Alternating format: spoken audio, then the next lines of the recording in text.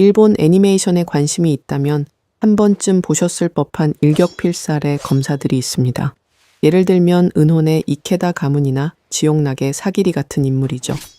하지만 창작물 속에나 있을 법한 이 섬뜩하고 강력한 검객들이 놀랍게도 실제 일본 역사 속에 존재했다는 사실을 알고 계셨나요? 사람의 목숨으로 죄를 씻어야 했던 에도 시대. 그 잔혹한 최전선에는 인간의 감정을 버리고 정밀한 기계가 되어야 했던 한 가문이 있었습니다. 기록된 공식 집행만 2,400여 건. 실제로는 그 몇 배에 달할지도 모르는 목숨을 단 한 자루의 칼로 거두었던 자들. 에도 사회를 공포와 동시에 기이한 호기심으로 물들인 가문, 야마다 아사에몬입니다. 하지만 잔혹한 이름 뒤에 뜻밖의 진실이 숨겨져 있었죠. 이들은 나라에 고용되어 녹봉을 받는 사무라이 가문이 아닌 무소속 낭인, 즉 론인에 불과했습니다. 그러나 정기적인 월급조차 없던 이 론인 가문은 흥미롭게도 대부호로 거듭나게 되는데요. 오늘 인물 수사 파일에서는 화려한 일본 서브컬처의 세계 뒤에 가려진 야마다 아사에몬 가문의 기괴한 산업 구조와 그들의 잔혹한 일상을 조명해 봅니다.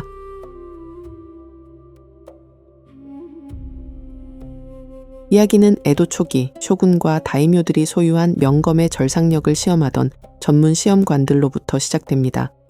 그중 한 명이었던 야마다 아사에몬 사다타케, 그리고 1736년 막부로부터 자신의 아들 요시토키에게 기술을 전수하고 임무를 이을 허가를 받아냈다고 하는데요.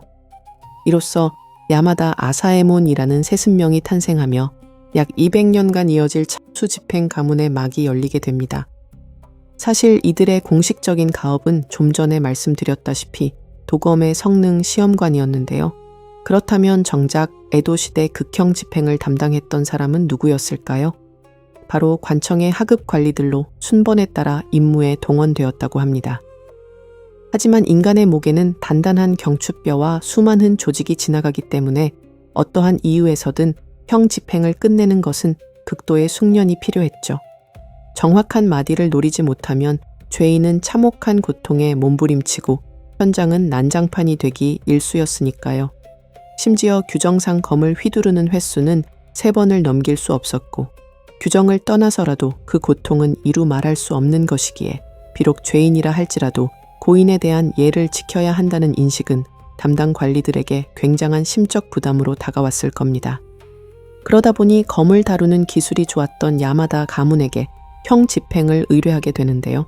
정작 이들은 막부의 핵심 임무를 대행하면서도 끝까지 기관에 고용되지 않은 채 론인의 지위를 유지했죠. 여기에는 직무의 특수성이라는 기묘한 이유가 있었다고 합니다. 야마다 아사에몬처럼 단 한 번의 검격으로 극형의 임무를 완수하는 일은 오직 압도적인 기량으로만 가능했는데요. 만약 정식 가문으로 자식들에게 세습하였다가 실력이 미달하는 후계자가 나오면 막부도 가문도 곤란해지기 때문에 기술이 유지되는 동안만 계약을 하는 프리랜서의 형태로 남겨두었다는 설이 있습니다. 실제로 야마다 가문은 친자식이 있더라도 오직 최고의 기량을 가진 제자에게만 가주의 이름을 물려주었다고 하죠.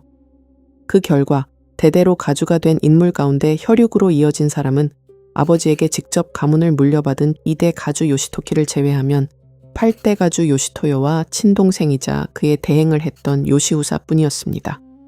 하지만 사람의 생명을 앗아가는 일을 친자식에게까지 물려주고 싶지 않았던 마음 또한 이러한 계승 방식에 한몫을 했을지도 모르겠네요.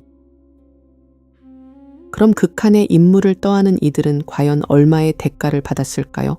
놀랍게도 별도의 보수가 없었던 경우도 있었습니다. 서적 에도시대 범죄 형벌 사례집에 의하면 오히려 야마다 가문 측에서 이 역할을 넘겨받기 위해 담당 관리에게 사례금을 건넨 일도 있었다고 하죠. 반면 이들에게 주어진 진짜 대가는 바로 형이 집행된 후의 시신이었습니다.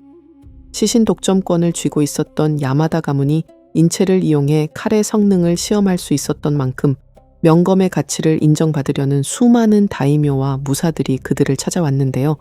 결국 가업으로 이어져 온 도검 성능 시험관으로서의 역할이 진짜 수입원이었던 셈입니다. 두 번째는 도검 감정 및 보증서 발급이었죠. 수없이 칼을 다루며 축적한 경험과 지식을 바탕으로 야마다 아사에몬이 인정한 명검이라는 보증서를 발급하고 그 대가로 감정료를 챙겼습니다. 심지어 5대 가주 요시무츠는 명검의 등급을 매긴 서적 계보검척을 펴냈는데요. 이 책이 상당한 인기를 끌면서 상황은 더욱 흥미롭게 돌아갑니다. 여러 무사들이 내 검도책에 이름을 올리고 싶다며 고액의 감정료를 들고 야마다 가문을 찾아오기 시작한 것이죠. 결국 속편을 발간하기에 이르지만 새로운 검을 감정하기 위해 또 다시 시신을 찾게 되는 반복. 마치 하나의 톱니바퀴가 돌아가듯 야마다 가문의 모든 수익원이 맞물려 돌아가는 독특한 구조가 만들어졌습니다. 하지만 정작 막대한 부를 가져다 준 것은 약자의 사업이었는데요. 당시엔 간이나 쓸개 등의 인체 장기가 결핵에 특효가 있다는 소문이 퍼져 있었다고 합니다. 서적 에도시대 시체에 관한 고찰에 따르면 야마다 가문은 이를 가공해 아사에몬환, 야마다환, 인담환 등의 이름으로 판매했다고 하죠. 이들의 사업 규모를 짐작하게 하는 섬뜩한 일화도 전해집니다.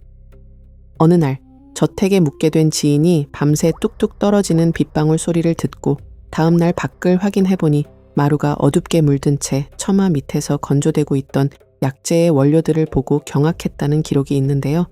심지어 한 불황자가 찾아와 언젠가 당신 손에 죽을 테니 내 장기값을 성금으로 달라며 떼를 썼다는 오싹한 이야기까지 전해집니다. 그럼에도 불구하고 야마다 가문이 거래한 것은 여기에 그치지 않았죠. 당시 에도의 유흥가였던 요시와라에서는 유녀가 단골 손님에게 절대 변심하지 않고 당신만을 사랑하겠다는 맹세의 증표로 자신의 새끼손가락을 바치는 기이한 풍습이 있었습니다. 하지만 손가락에 생채기만 나도 고통스러운 것이 현실.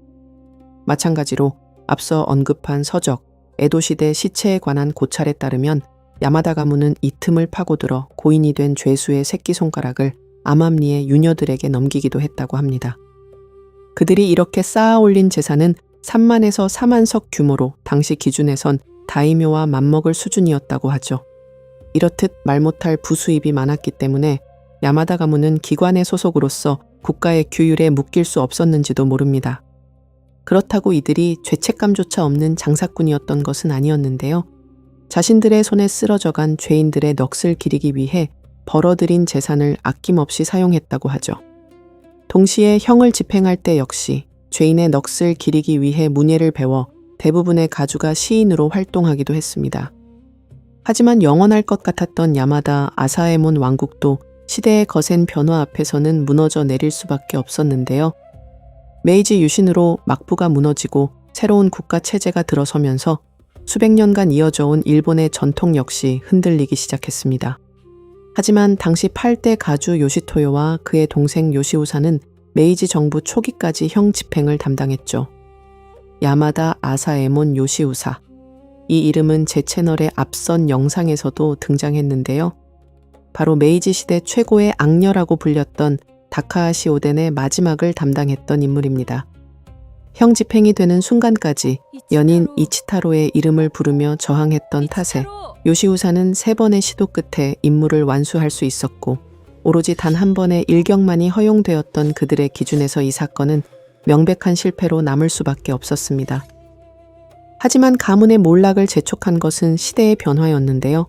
근대적인 사법제도와 서양식 의학 해부학이 도입되면서 야마다 가문이 오랫동안 의존해왔던 형 집행과 도검 시험, 약제 사업 역시 하나 둘 설 자리를 잃게 됩니다. 이어 1880년 사형 방식이 서양식 교수형으로 일원화되는 결정이 내려졌고 이듬해 7월 24일 야마다 아사에몬은 강도살인범 이와오 타케지로와 가와구치 군이조의 목을 베었습니다. 이것이 바로 검으로 집행한 일본 역사상 마지막 극형이었죠. 1882년 형법이 본격적으로 시행되면서 마침내 참수형은 역사 속으로 완전히 사라졌습니다. 직위를 잃은 8대 요시토요는 해임되었고 동생 요시우사는 감옥에 하급 서기로 일하며 생계를 이어가다 퇴직했는데요. 한때 에도의 밤을 지배하고 수천 명의 생사를 쥐락펴락했던 명검의 일가는 그렇게 근대화의 그늘 속으로 사라졌습니다. 마지막 가주였던 요시우사는 1911년 향년 58세의 나이로 동네 이발소에서 급사하며 쓸쓸히 생을 마감했죠.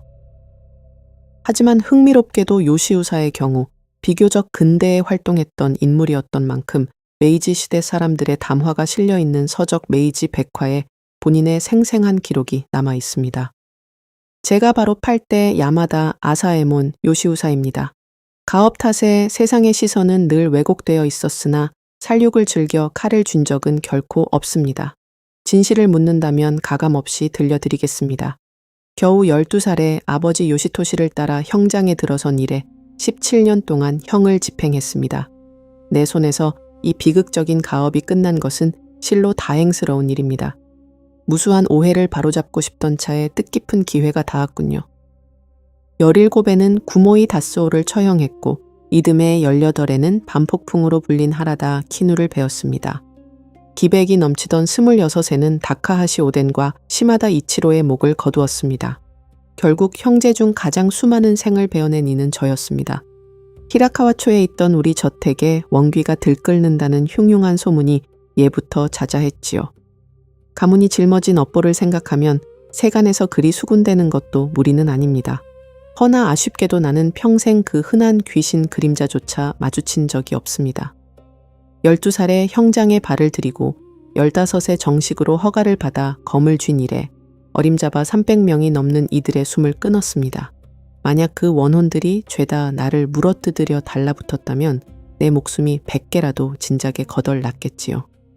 다마노 판사를 습격했다가 단두대에 올랐던 악명 높은 하토리 기헤이지라는 작자는 형장에서 목이 떨어지는 순간까지 다마노는 물론 나까지 저주해 죽이겠노라 악을 쓰더군요. 하지만 그자 역시 여태 콧배기도 비치지 않는 걸 보면 글쎄요, 귀신이란 건 애당초 세상에 존재하지 않는 게 아닐까 싶습니다.